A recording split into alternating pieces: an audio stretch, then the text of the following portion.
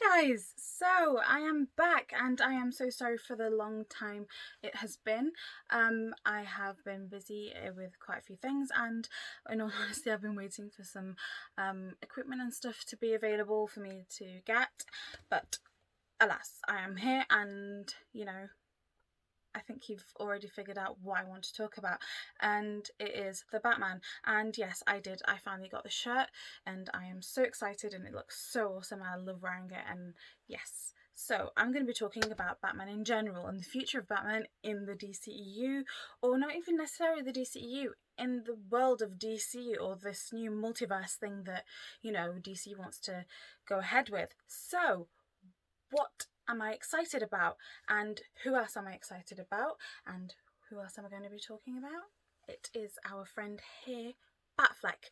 I'm really excited to see what comes with him, and what comes with him as well. So it's like you've got two people, you've got two Batmans. Why not celebrate it, and why not be excited about it? So here I am, and I'm going to be sharing the things that I'm really looking forward to.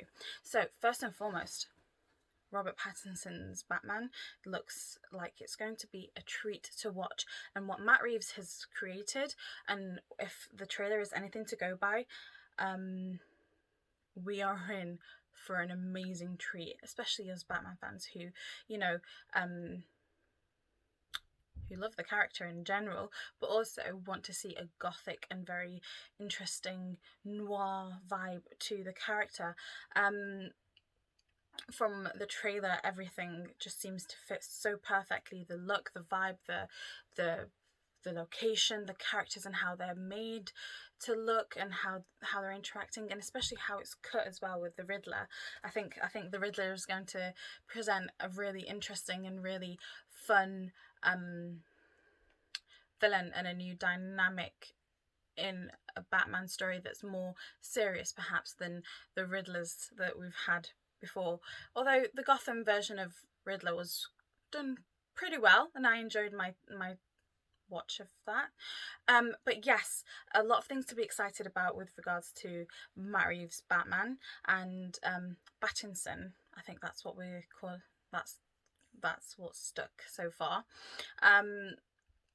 Things that I'm really looking forward to in the look of Batman is his awesome Batman logo and the backstory behind it, and I'm not sure if it's been confirmed, and I can't really say that this is the truth, but it's the gun that killed his parents, and it's a really interesting way to see him reclaim a part of what made him who he is, and how he is now, Batman. So it's really interesting to see that.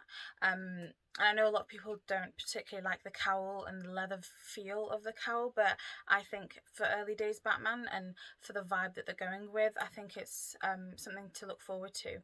And another thing that Dave mentioned, actually spoke about with Zack Snyder, I think it was in the Zack Snyder stream. Well, it's the vodka stream, but the one with Zack Snyder in, and then I think subsequent one, I'm not sure which one it was that I saw Dave mention it in, but the fact that the makeup is there and present whilst he is Bruce Wayne, that is something that's extremely cool, and it's so interesting to see them actually address that.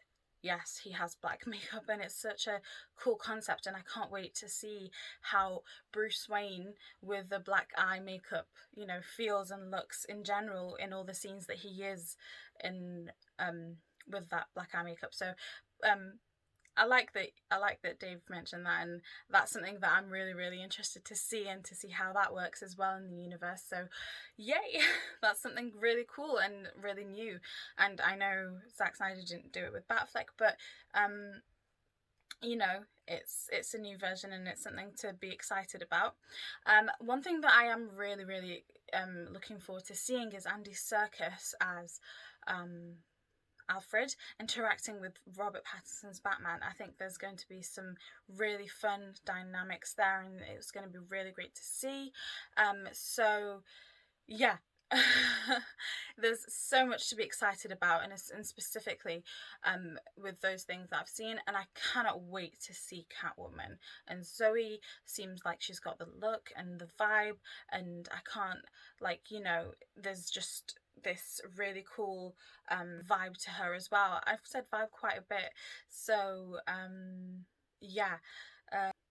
One theory that I do have, because I was in Glasgow a week before they started filming there, is when I went to the Botanic Gardens in Glasgow, it was very, very pretty. I absolutely loved it. I loved the plants in there, the trees, everything. It was just so. It was like you were stepping in a completely new world, which was really fun. And I had this little headcanon thing, and I don't know if Matt Reeves has actually done this, and I may have broken the biggest scoop or whatever. I'm joking. I don't know really, and I'm not really sure either. But this is just something that I thought of because I knew that they were going to film a week after I was leaving, and the gardens were just really, really pretty, and I was like, maybe he could add Poison Ivy in and have her as someone who works in the gardens and someone who is involved in the story in some way. Another thing that has been hinted, and another thing that seems to be actually happening outside of the cameos and stuff that's been confirmed. So with Zack Snyder's Justice League happening, and it's totally going ahead, and it's we're getting Batfleck back. And I remember the point where they announced the Batman movie, and I was on board with it. And I've said this before because I genuinely thought that the casting and the locations that they were choosing to film in and everything about how that movie seemed to shape up seemed to be something that was very very cool.